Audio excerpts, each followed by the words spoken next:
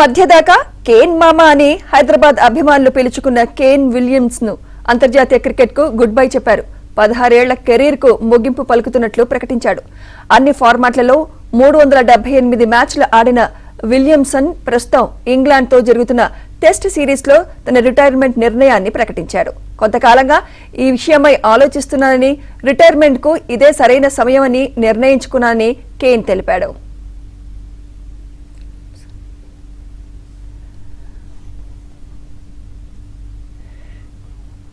ఇదే అంశంపై మాట్లాడేందుకు స్పోర్ట్స్ అనలిస్ట్ వెంకటేష్ గారు మనతో పాటు ఉన్నారు. నమస్తే సార్. నమస్తే Sumitra. So what's your response on this? Yeah, Kane Williamson is a great cricketer, one of the legendary cricketers of the modern times in చెప్పాలి. ఎందుకంటే అతను న్యూజిలాండ్ క్రికెట్ కి చాలా కంట్రిబ్యూట్ చేశాడు. ముఖ్యంగా first time world test championship జరిగినప్పుడు అతని captaincy లో న్యూజిలాండ్ గెలిచింది. న్యూజిలాండ్ గెలిచిన మేజర్ వరల్డ్ టైటిల్ అది ఒకటే.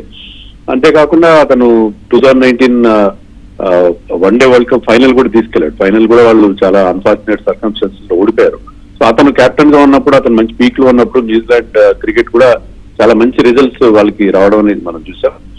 అండ్ అలాగే మన సన్ రైజర్స్ హైదరాబాద్ తో అతనికి ఉన్న కనెక్షన్, సన్ రైజర్స్ హైదరాబాద్ కి చాలా సంవత్సరాలు అతను ఆడడం వల్ల హైదరాబాద్ అండ్ తెలుగు రాష్ట్రాల ఫ్యాన్స్ కూడా అతనితో బాగా ఐడెంటిఫై అవుతారు, చాలా లైక్ చేస్తారు. కేన్ మామా అని చెప్పి అతన్ని బాగా లైక్ చేస్తారు. Very gentlemen cricketer. ఈ రోజుల్లో అలాంటి ఒక జెంటిల్మెన్ క్రికెటర్ చాలా అరుదుగా చూస్తాం. అండ్ అతని పర్ఫార్మెన్స్ కానీ, అతని యాటిట్యూడ్ కానీ చాలా, ఈవెన్ ఐపీఎల్ లో కూడా చాలా బాగా పర్ఫార్మ్ చేశారు. ఒకసారి ఆరెంజ్ క్యాప్ కూడా గెలిచాడు ఎస్ఆర్ఎస్ ని.